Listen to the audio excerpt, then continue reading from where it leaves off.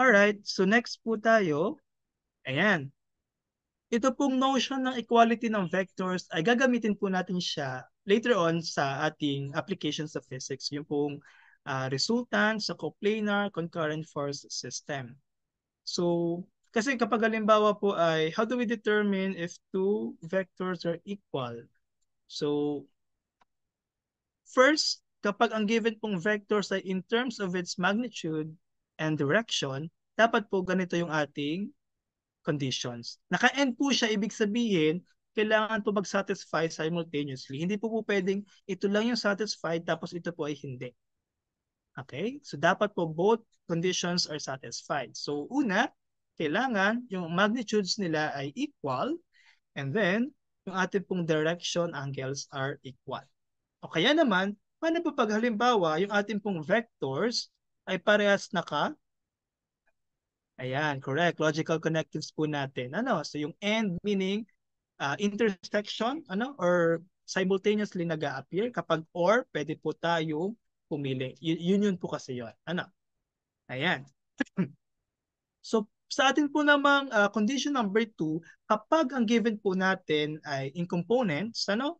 Through their components, meaning ang ating pong first component ng first vector must be equal to the first component of our second vector. At yung ating pong second component ng first vector must be equal to the second component of our second vector. Or simply put, dapat po component-wise, they are equal.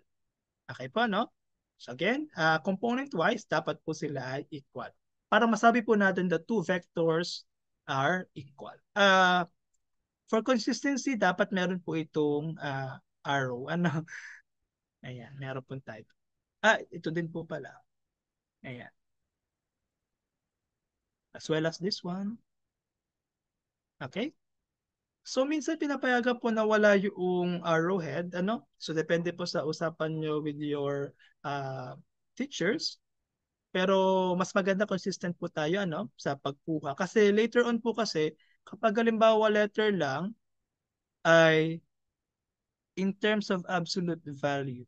Yes po, kailangan po natin ng arrowhead kasi uh, ang absolute value po or ito pong sa ating tawag po dito, pagkuha po ng magnitude, yung ating pong nasa loob must be a vector.